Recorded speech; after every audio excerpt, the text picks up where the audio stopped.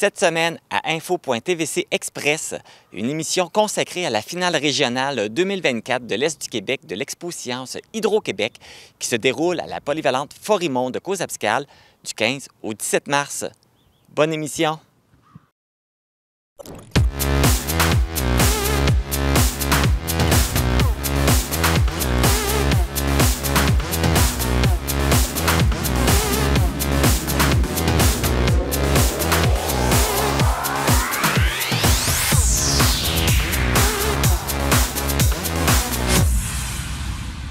Ici Marc Baudouin, bienvenue à cette édition spéciale d'Info.tvc Express du 19 mars 2024.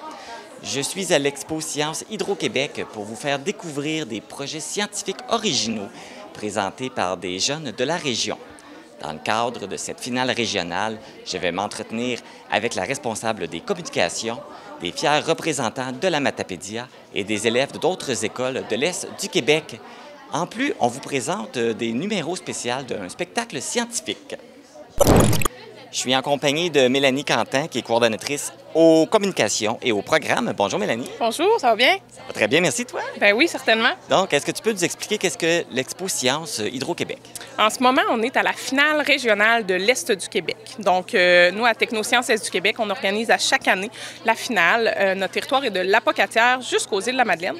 Donc, toutes les écoles, les jeunes de niveau secondaire qui désirent participer au programme, donc Expo Science, vont réaliser un projet, faire une recherche, une expérimentation, vulgariser un sujet et ont la chance de se présenter à la finale. Donc, si on réussit leur finale locale, leur finale en classe. Donc, aujourd'hui, on a des équipes de 7 écoles différentes donc, sur notre territoire. Et les jeunes qui participent, c'est de quel âge à quel âge? On est de niveau secondaire, donc on est dans du 13-17 ans. Là.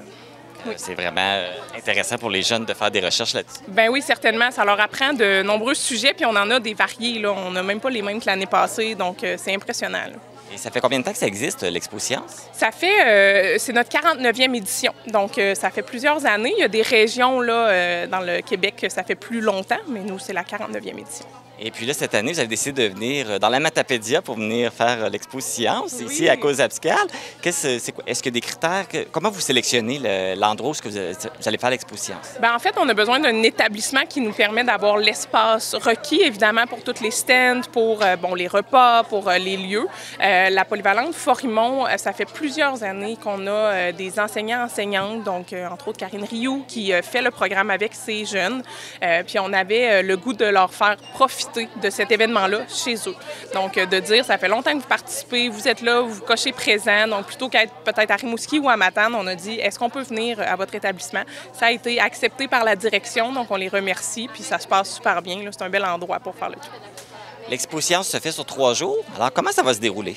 En fait, la première journée aujourd'hui, on invitait les classes à venir visiter du primaire, du secondaire. Donc, ça permet à un public jeunesse de parler un peu de science. Nos exposants-exposantes se pratiquent parce qu'en fait, demain, c'est le jugement officiel. Parce que les Expos Sciences, on va tenir aussi une finale qui est provinciale, donc qui est vraiment à Montréal. À ce moment-là, on a une équipe de juges, d'une quinzaine de juges qui vont voir les présentations, juger les rapports écrits. Donc, ça, c'est la deuxième journée. Les visites du public qui sont permises demain, donc samedi, à partir de 13h jusqu'à 17h30. Puis la troisième journée, on a une petite période de visite du public de 9 à 10h. Puis après, c'est la remise de prix. La remise de prix est à 10h15 au CF Pro Matani, donc juste à côté. C'est là qu'on va voir qui se sont mérités les plus grands prix, les prix vote du public aussi qu'on autorise. Là.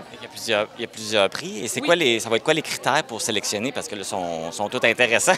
Oui. Ça va être quoi les critères? Bien, c'est sûr qu'on a des projets, par exemple, en vulgarisation scientifique qui sont aussi en expérimentation. Donc, on parle de critères qui respectent ces catégories-là de bien expliquer, de connaître son sujet, donc de pouvoir expliquer la science tout en vulgarisant, de voir si c'est bien maîtrisé aussi, si c'est clair. Donc, des éléments un peu comme quand on faisait nos présentations orales là, au primaire, au secondaire, mais à un niveau scientifique, donc une petite coche de plus. Donc, la prochaine étape, dans le fond, ce que je comprends, c'est la finale provinciale. Oui. Et puis, il y a combien d'équipes qui vont pouvoir y accéder? Si je ne me trompe, je crois qu'on envoie 3 ou 4 équipes de cette finale-ci, donc à la finale provinciale, à Montréal. Il y en a quand même plusieurs qui vont pouvoir participer. Oui, c'est ça. Donc, ce week-end, là, nous, à notre finale, on a 26 participants-participantes. 16 projets.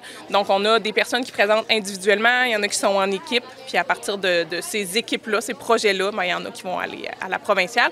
Puis par la suite, bien, il y a la chance de faire aussi au niveau canadien, là. Donc, ça va loin, les expos sciences, là. Mais c'est le fun, fait que c'est intéressant. C'est vraiment motivant, là, oui.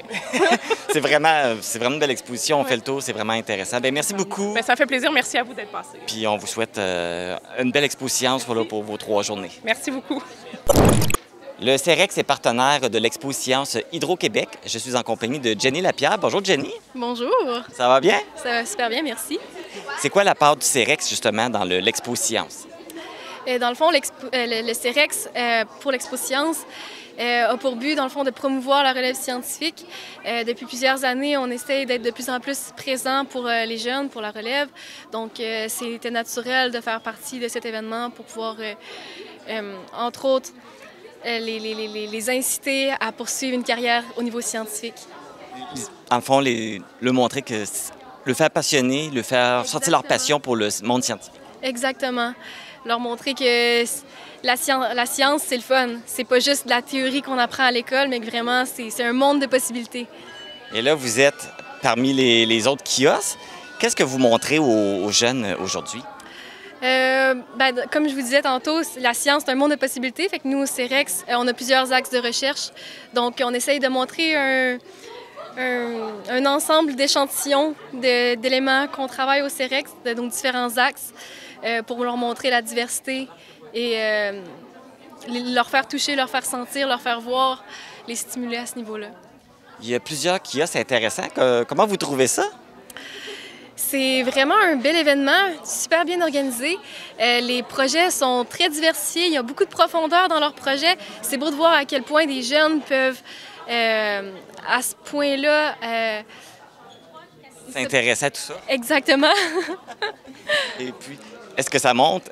Est-ce que ça prélève qu'on va avoir une belle relève en sciences? Définitivement. Les jeunes sont intéressés, sont passionnés, puis ils sont ouverts à participer à des événements comme en ce moment à l'Expo Science. Donc, c'est de bon augure, je pense. Jenny Lapierre, merci beaucoup. Merci beaucoup. J'ai mon eau bouillante qui est très, très, très chaud et j'ai mon azote liquide qui est très, très froid. Qu'est-ce qui va bien?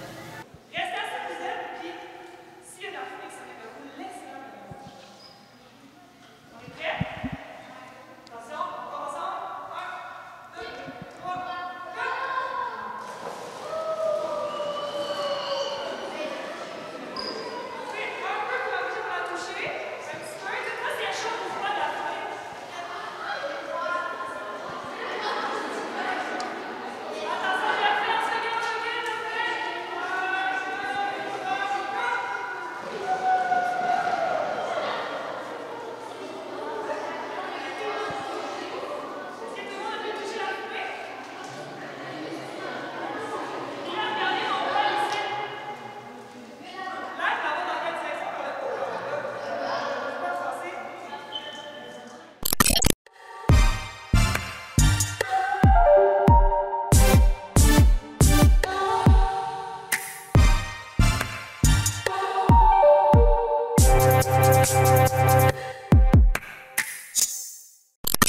Je suis en compagnie d'une équipe de l'école de la polyvalente Forimont. Bonjour les filles. Bonjour. Je vais vous laisser vous présenter. Je m'appelle Esther Abud. Ben oui. Je m'appelle Juliette Abud. On est des sœurs jumelles dans le fond. Oh, bravo. Et puis, je vois que vous avez fait une expérience avec les feuilles d'érable. Oui. En quoi ça consiste? Ça consiste à battre un champignon qui tue les plantes, que ça arrive souvent dans les jardinières ou que les gens fassent pousser leurs trucs. Ça l'atteint beaucoup leurs plantes. C'est mauvais. C'est mauvais pour eux autres. Qu'est-ce qu'ils font avec là, Fait que les feuilles d'érable peuvent aider à combattre ça? Oui. Et dans le fond, Avec la géranine. Ouais. Et c'est quoi ça, la géranine? La géranine, c'est trouvé dans les plantes. C'est ça qui fait... C'est vraiment une molécule qui fait que ça combat l'odium. Dans le fond, ce que vous suggérez, c'est qu'après que les feuilles des feuilles d'érable sont tombées, sont mortes, on peut les réutiliser. Oui. En fait, c'est ça qui serait vraiment prometteur, c'est qu'on perd beaucoup, beaucoup de feuilles d'érable au cours du printemps et tout. Fait que, ça serait vraiment bien de réutiliser les feuilles d'érable pour combattre l'odium. Comment ça vous est venu, cette belle idée-là? Ben, on s'est fait proposer, puis on trouvait vraiment que c'était une belle expérience, puis que ça allait être le fun. Fait qu'on s'est dit, on va faire ça, puis c'est ça. Qu'est-ce que ça vous a demandé à faire comme étude, comme expérience? Ben, on a fait... il y a eu quand même un gros protocole. Fallait mettre de l'éthanol, fallait laisser reposer, fallait vaporiser aux 3 jours. Fait que c'était quand même long. C'était tout un processus à faire. Là. Ça peut prendre environ 2 jours à faire parce qu'il faut que tu laisses macérer au moins 24 heures le mélange. Et puis, est-ce que vous avez dû recommencer plusieurs fois avant de trouver la meilleure façon de faire? Non, parce qu'en fait, il y avait déjà des étudiants de l'Université Laval qui avaient déjà fait l'expérience, puis on a juste repris leur expérience, puis on l'a fait à l'école avec qu'est-ce qu'on avait à proximité. C'est un beau projet, c'est une belle expérience. C'est vraiment le fun à découvrir parce que je ne savais pas qu'on pouvait faire ça avec nos feuilles d'érable. Bravo! Ouais, merci. Hey, bonne chance pour l'Expo Science. Merci beaucoup. Je suis au kiosque où on présente de la crème solaire. Je vais laisser les 2 personnes qui ont créé ce produit de se présenter. Allô, mon nom c'est Liliana. Et moi, Marianne. Donc, comme je le mentionnais, vous avez fabriqué une crème solaire? Oui, dans le fond, on a fabriqué une crème solaire à l'aide de plusieurs ingrédients tout seul. Et puis, c'est composé de quoi? Avec quoi vous l'avez fabriqué? Attends, je l'ai fabriqué avec de l'huile de noix de coco, du beurre de karité, de la cire d'abeille, de la vitamine E, puis de l'oxyde de zinc. C'était quoi votre objectif en créant une crème solaire? Bien, de trouver une crème solaire qui allait être meilleure pour la peau et pour l'environnement. Vous dites meilleure pour la peau, c'est quoi les qualités? Qu'est-ce que ça donne à la peau? Bien, dans le fond, c'est que la plupart des crèmes solaires chimiques, ils sont néfastes pour la peau, fait qu'ils peuvent amener des cancers, mais le but, c'était de trouver une alternative. Quelque chose qui est meilleur, c'est ça, qui est bien pour la santé. Combien de temps ça vous a pris mettre ça, de créer cette crème solaire? Créer la crème solaire, en fait, on a pris une recette avec notre professeur, mais créer tout notre projet, ça nous a pris, dans le fond, depuis le début de l'année, on travaille sur le projet. Et là, vous êtes à l'exposition. Comment ça se passe? Là, ça se passe bien. Il y a une école qui est venue nous voir, puis c'est bien. Les gens sont intrigués par ce que vous avez fait? Oui, bien surtout aussi, on est quand même habillés un peu différemment de tout le monde, fait que...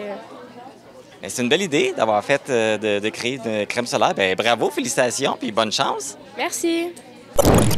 Ici, on parle de profondeur. On va en savoir un petit peu plus. Je suis en compagnie de... Hubert Landry. Et tu viens de quelle école? Je viens de l'école Langevert Rimouski. Et tu as choisi de nous parler de la profondeur. Dans le fond, c'est la profondeur des eaux? Oui, complètement. Aussi de la pression et de toutes les choses qui sont proches du corps humain. Et pourquoi tu as choisi ce sujet-là? En fait, c'est parce que ça m'a toujours beaucoup passionnée. À Noël, je suis le genre d'enfant qui demande tout le temps des affaires sur la plongée, un tuba, des lunettes de plongée, tout ce qui est dans le genre.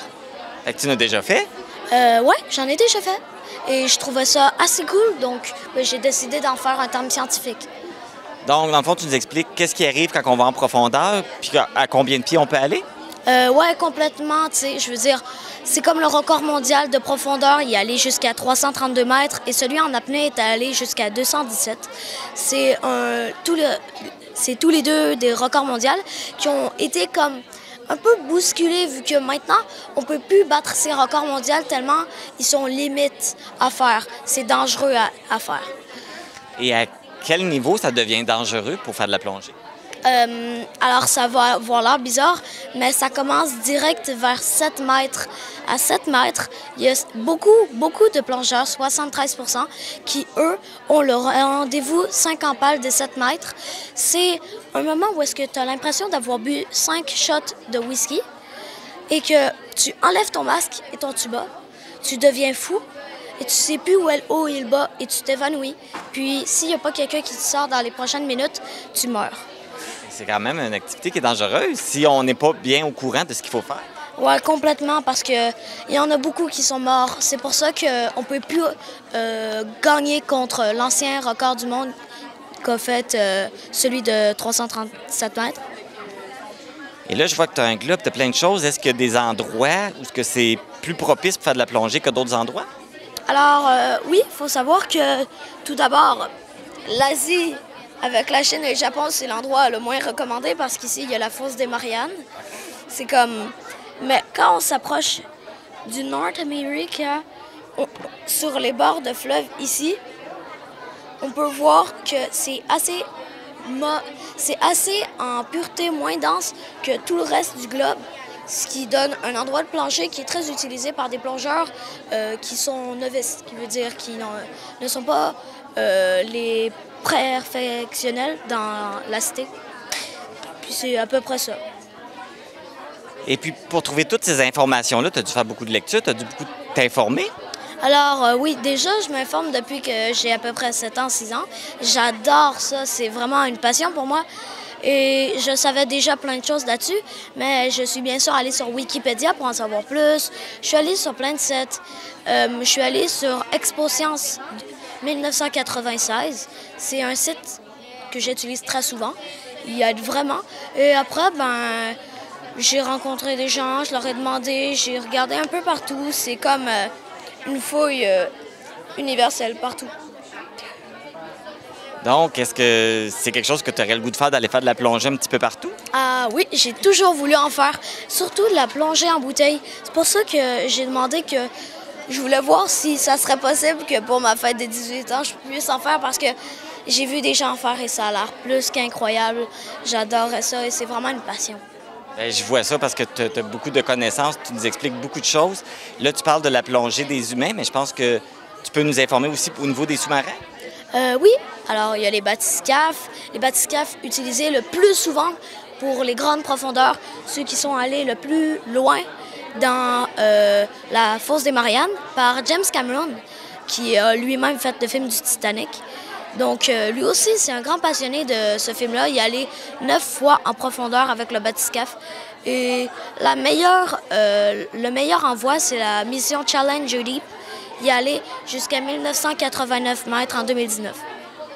Wow, impressionnant. Ben, bravo, c'est super intéressant.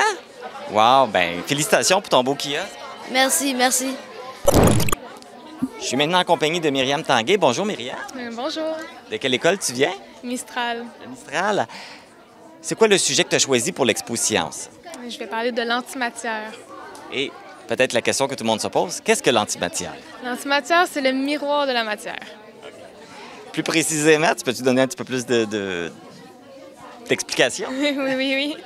L'antimatière, c'est un peu comme la matière, donc même masse, même volume, mais ce sont des charges opposées. Donc, au lieu, par exemple, qu'un électron soit négatif, on va l'appeler positron ou anti-électron et il va être positif. Et puis, en fond, c'est ça l'objectif de ton kiosque, c'est d'expliquer tout ça aux gens. Oui, c'est faire découvrir l'antimatière. Okay. Là, je vois aussi que tu as des objets en 3D. C'est-tu pour expliquer ça aussi? C'est pour expliquer les molécules, beaucoup. Donc, c'est sûr qu'avant de parler de l'antimatière, je parle de la matière, donc du tableau périodique, les atomes, est-ce que c'est quoi les molécules? Et la matière, qu'est-ce que c'est? Donc, c'est ce qui nous rend vivants, ça compose la Terre, notre système scolaire, donc c'est partout. C'est dans notre quotidien, mais on ne sait pas qu'ils sont là. Mais il y en a qui savent pas, donc c'est la bonne question à poser au début. Et qu'est-ce qui t'intéresse dans ce sujet-là, toi?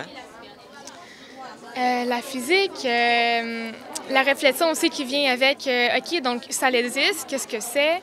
Les différences avec la matière, comment ça a été découvert? C'est une physique des particules, donc c'est très théorique, il faut y réfléchir. Il y a énormément d'expériences qui sont faites pour la comparer avec la matière, entre autres, et en découvrir un peu plus sur notre univers, ce qui nous entoure. Ça ressemble à ça.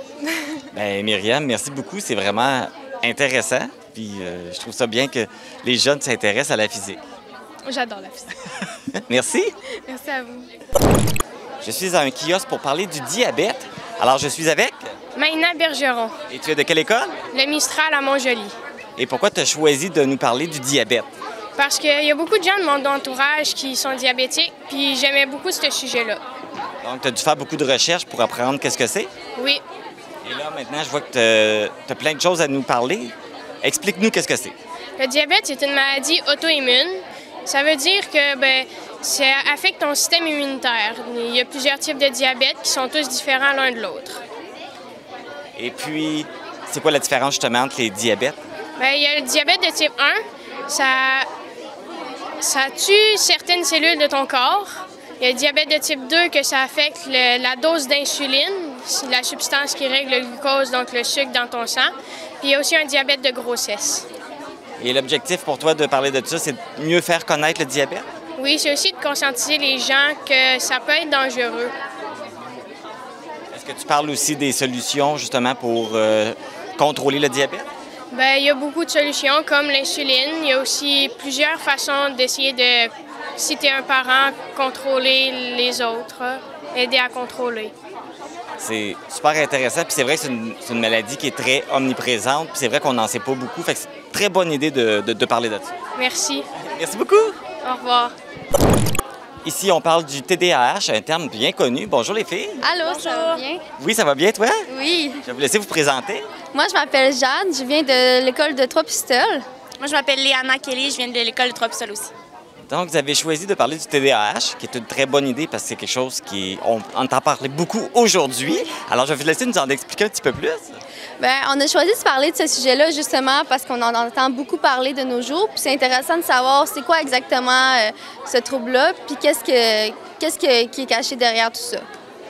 C'est un trouble déficitaire de l'attention qui peut aussi avoir de l'hyperactivité et de l'impulsivité. Il y a du monde qui sont TDA sans être TDAH. Puis c'est ce qu'on explique dans notre présentation. Ouais. J'imagine que même vous, en faisant des recherches là-dessus, vous avez dû en apprendre beaucoup. Est-ce que vous en connaissiez beaucoup même avant de commencer vos recherches? Bien, on est tous les deux atteints du TDAH, mais on en a appris beaucoup sur le sujet.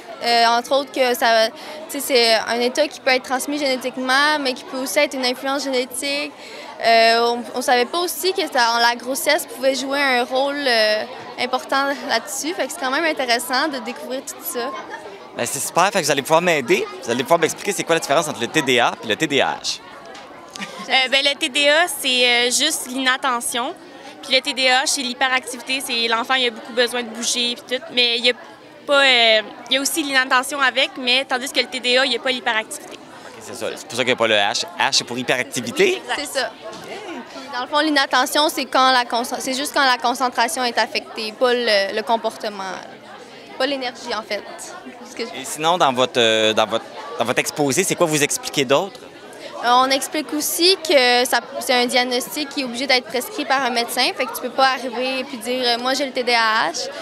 Il y a aussi des tests qu'il faut qu'ils soient complétés. Puis tu es obligé d'aller voir ton médecin pour savoir si oui ou non tu peux prendre le traitement disponible pour ça. On parle aussi des effets secondaires de la médication. Oui. Ça, c'est important aussi parce que j'imagine que pour chaque personne, la dose doit être différente, ça doit être différent. Oui, ça va. Selon le poids, l'âge puis le besoin. Oui.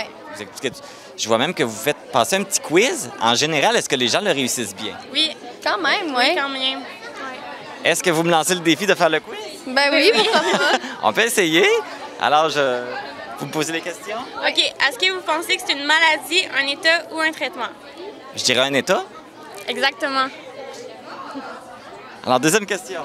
Vrai ou faux, selon vous, est-ce qu'il existe des traitements pour aider au quotidien de ces personnes? Oui. C'est vrai. C'est vrai. Oui. Vrai ou faux, la médication apporte que des effets positifs sur le comportement de ces personnes? Non, moi je dirais faux parce que ça l'aide à contrôler, mais ça guérit pas, ça l'empêche pas de l'avoir. Exact. Prochaine question. Le TDAH se divise en combien de catégories? Oh! Je suis pas sûr que je vais l'avoir celle-là. 1, 5, 2. Au moins un choix de réponse. Entre 1 et 5. Je vais dire 5. La bonne réponse, c'est 3. Oh, j'en ai mis 2 de trop. Il y a l'hyperactivité, l'inattention et combinée. Ben oui, j'ai la réponse là. Oui. Chut. Dernière question. Puis, est-ce que le TDAH est-il seulement aperçu chez les jeunes?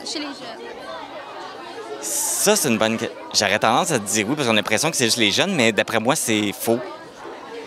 C'est non. En fait, il y a 2 à 5 des adultes qui restent atteints de ce trouble parce que les symptômes soit ils diminuent ou ils disparaissent complètement. Wow! Hey, c'est super. Bravo pour le travail que vous avez fait. C'est vraiment intéressant. Bravo. Puis bonne chance pour l'Expo Science. Est-ce que vous aimez ça? Oui, vraiment. C'est une belle expérience. Oui. Félicitations. Merci beaucoup. Est-ce que vous croyez, si je vous dis que je suis capable de mettre ma main en feu? Oui. Mon combustible, ça va pas être ma main directement. La chose que je vais mettre en feu, ça vient comme d'un gaz. Ça là, c'est un gaz qu'on peut juste retrouver au laboratoire. C'est juste des professionnels comme vous qui vous le manipuler. Parce que ça peut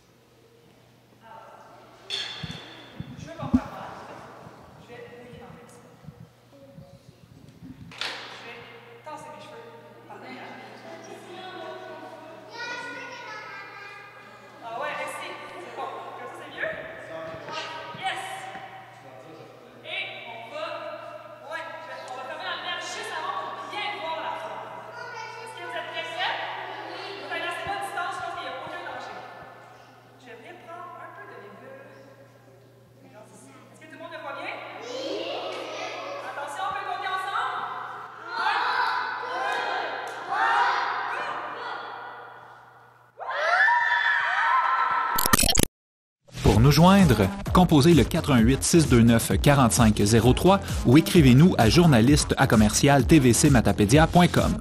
Restez à l'affût de toutes nos activités en nous suivant sur Facebook. Vous pouvez également regarder nos émissions en vous abonnant à notre chaîne YouTube.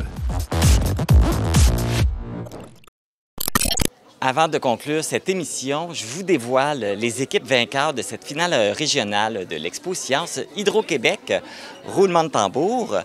Les 4 projets qui représenteront fièrement l'Est du Québec à la Super Expo Sciences Hydro-Québec finale québécoise 2024 qui se déroulera du 19 au 21 avril au Cégep du Vieux-Montréal sont le projet Les feuilles d'érable, à quoi ça sert d'Esther Abud et Juliette Abud de la polyvalente Forimont, le projet Un papier futuriste de Rosalie Lemieux et Delphine Royer, également de la polyvalente Forimont, le projet L'antimatière en réflexion de Myriam Tanguay de l'École du Mistral et le projet Frankenstein des temps modernes de Marie-William Gagné et Marie-Laure Dalfero du Collège Notre-Dame de Rivière-du-Loup. Félicitations aux gagnants et à tous les jeunes qui ont participé à ce concours. C'est ce qui termine cette édition d'Info.tvc Express du 19 mars. Merci d'avoir été à l'écoute. Je vous retrouve vendredi pour l'édition hebdomadaire d'Info.tvc. Bonne semaine!